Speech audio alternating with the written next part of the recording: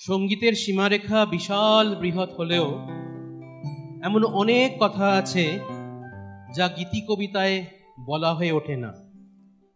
সলিল চৌধুরী সেগুলি লিখেছেন কখনো গল্পে, কখনো কবিতায়।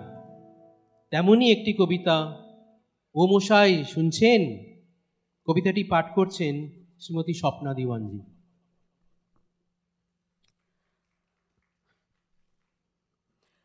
কবিতাটির কিছুটা অংশ সলিল চৌধুরীর নিজের জীবনী থেকে আমরা পেয়েছি। আমি কবিতাটি আবৃত্তি করছি, দেখা যাক কতটুকুন করতে পারি।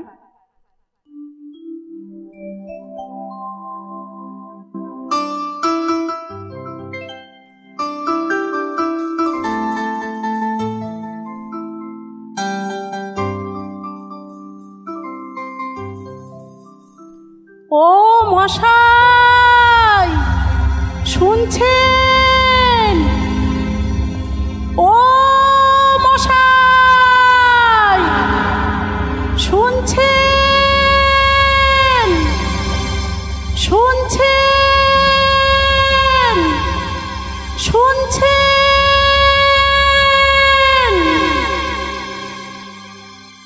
নিশুতি মাঝরাতে চিৎকার শুনে ঘুম ভেঙে যেত।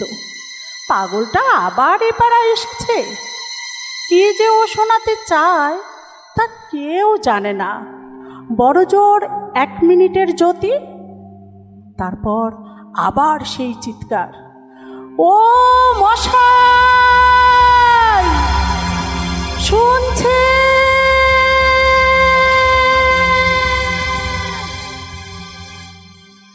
আওয়াজটা ক্রমশ দূর থেকে দূরে মিলিয়ে যেত। কুকুরগুলো ঘেউ ঘেউ করতে করতে হাঁপিয়ে গিয়ে এক সময় থেমে যেত। কিন্তু ওই চিৎকারটা থেমে যাবার পরেও কলকাতার হরমে হরমে, দেয়ালে দেয়ালে ধাক্কা খেতে খেতে অনুরণিত হতে থাকতো।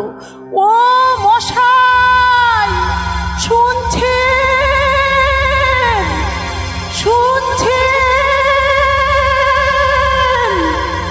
শুনছে?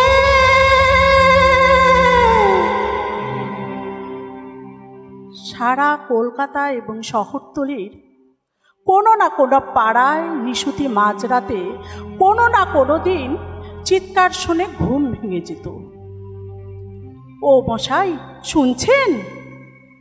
হঠাৎ ঘুম ভেঙে যাওয়া লোকেরা বলতো, পাগলটা আবার এ পাড়ায় এসেছে। আমি তখন তরুণ, আজ থেকে প্রায় 35 বছর আগের কথা। সবে দেশ স্বাধীন হয়েছে। অনেক কিছু না পাওয়ার বঞ্চনার, প্রতারণার ক্ষোভে ক্ষমতাসীন শাসকগণ রক্তগঙ্গা বইয়ে দিচ্ছে। সারা কলকাতার এবং শহরতলির সবাই ওকে জানত। জ্বলন্ত দুটি চোখ, এক মুখ খোঁচা খোঁচা দাড়ি, উস্কো খুস্কো কাঁচা পাকা চুল, তালিমারা লম্বা একটা আলখাল্লা, পরনে খাকি প্যান্ট, বগলে পুরনো কাগজ আর পায়ে মিলিটারি জুতো। কেউ কেউ বলতো দ্বিতীয় বিশ্বযুদ্ধে ও ছিল মেজর। মানুষ খুন দেখে দেখে মস্তিষ্ক বিকল হয়ে গেছে। আবার কেউ কেউ বলতো এক ভরাডুবি জাহাজের ও ছিল কাপ্তান। টর্পেডোর ঘায়ে জাহাজ শুদ্ধ সবাই ডুবে মরে, ওই শুধু বেঁচে যায়। সেই দুঃখে আজও অনুশোচনায় জ্বলছে। বলতে চাইছে যেন কি করে ও বেঁচেছে। আবার কেউ কেউ বলতো ও মানুষ নয়, প্রেতাত্মা। একবার নাকি শ্যামবাজারের ছেলেরা ওকে ঘিরে ধরেছিল। বলুন আপনি কি শুনতে চান, বলুন বলুন। ও নাকি বোকার মতো তাকিয়েছিল অনেকক্ষণ, ফ্যাল ফ্যাল করে চেয়ে তারপর আবার চিৎকার করে উঠেছিল, ও মশাই শুনছে? আর্তনাদের মতো শুনিয়েছিল তার কণ্ঠস্বর সেদিন।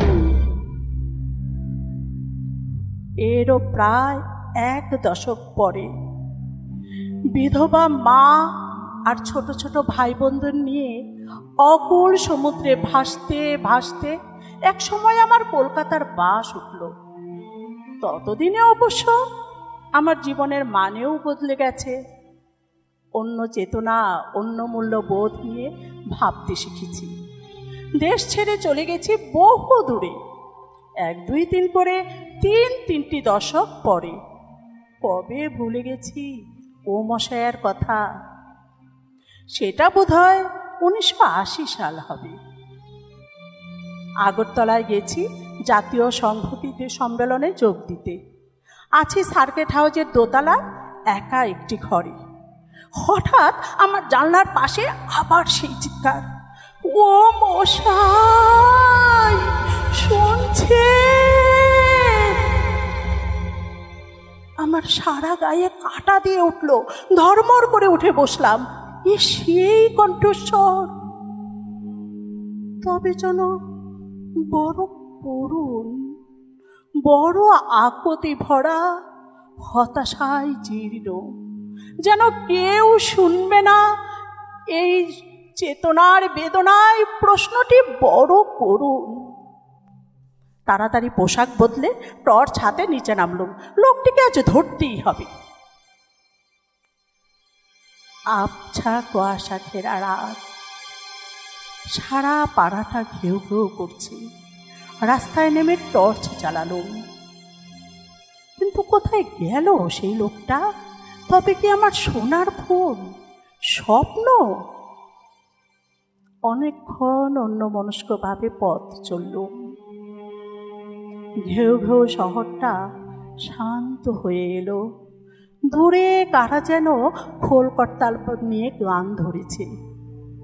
ছোটবেলার সেই স্মৃতি, স্বপ্ন, স্মৃতির স্বাদ যেন ওই চিৎকারে মিশে আছে। কত কি ভাবতাম, কত কি করার ছিল, কত কি শোনার ছিল, বৃথা নষ্ট হলো। কত জমাট দুঃখ, কত অঙ্কুর, আধফোটা কুড়িদের ভাষা, না বলতে পারার পুঞ্জীভূত বেদনায় বুকটা যেন ফেটে যেতে চাইল। প্রচণ্ড ইচ্ছে হলো আমিও ওর মতো চিৎকার করে উঠে ঘুমন্ত শহরটাকে খান খান করে জাগিয়ে দেই। ও মশাই শুনছেন? ও মশাই শুনছেন?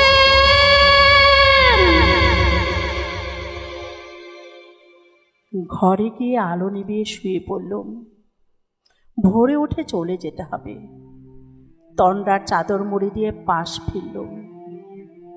সত্যিই তো কত কি করার ছিল, কত কি শোনাবার ছিল, কত গান, কত গল্প, কত কথা।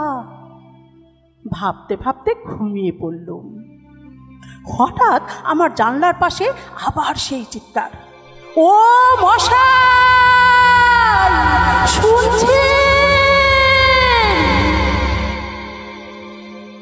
খোলা জানলার বাইরে স্তিমিত কয়েকটা তারার দিকে তাকিয়ে চেয়ে রইলাম, আবার শুনে নিশ্চিত হব বলে। আবার শুনলাম। বিগত 35 বছরে তাতে শুধু 2টি নতুন শব্দ সংযোজন হয়েছে। ও মশাই শুনছে? কান পাতুন, কান পাতুন, কান পাতুন।